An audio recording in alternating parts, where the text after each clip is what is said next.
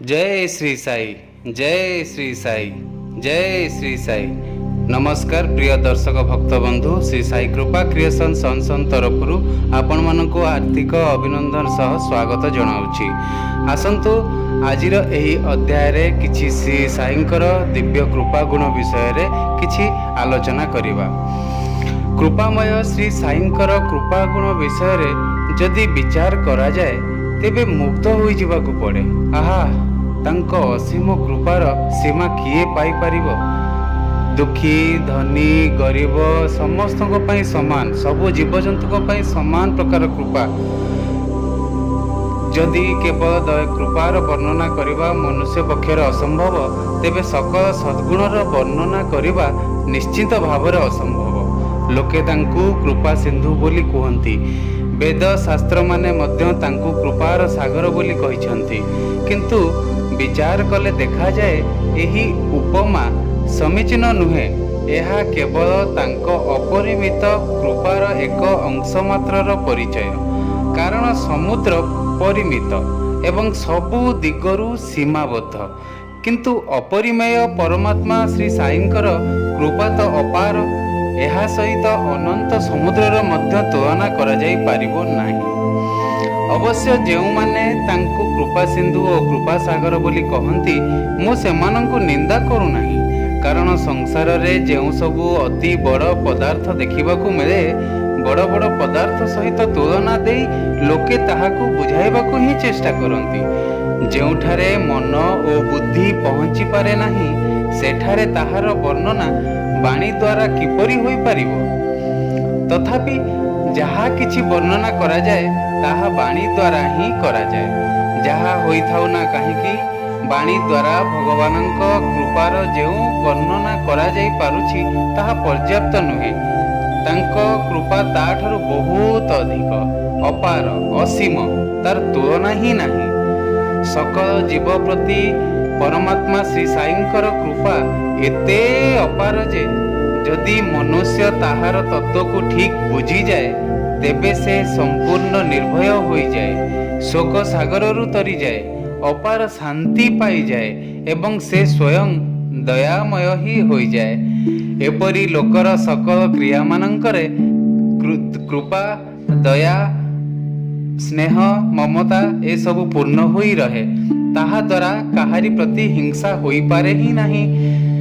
दयामय श्री साईंकर सबु जीवंक उपरे एते कृपा जे ताहाकु मनुष्य संपूर्ण रूपे बुझी नाही। से निजर बुझिबा अनुसारे निज उपरे जेतिकी अधिका कृपा थिबार अनुभव करे ताहा मध्य नित्यांत अल्प। मनुष्य श्री साईंकर कृपार यथार्थ कल्पना करिपारे नाही।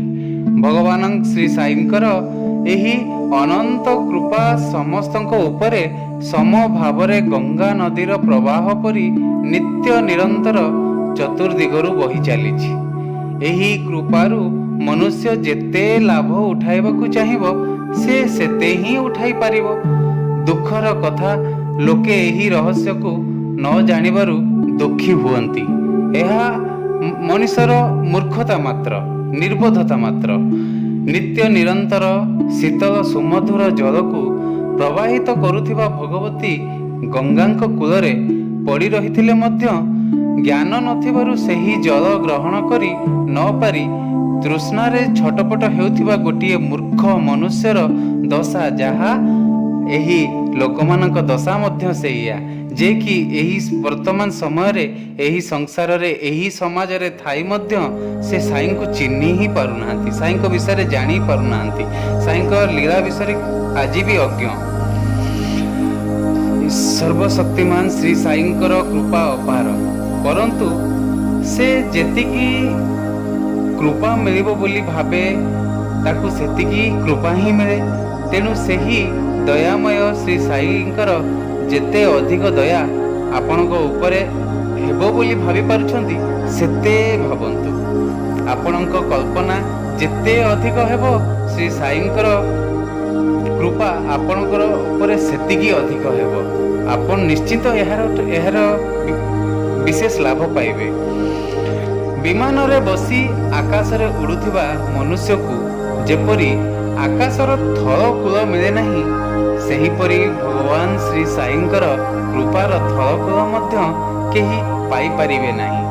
ତଥାପି ଭଗବାନଙ୍କ କୃପାର କିଛି ରହସ୍ୟ ଜାଣିଗଲେ ମଧ୍ୟ ମନୁଷ୍ୟ କୃତକୃତ୍ୟ ହୋଇଯାଏ।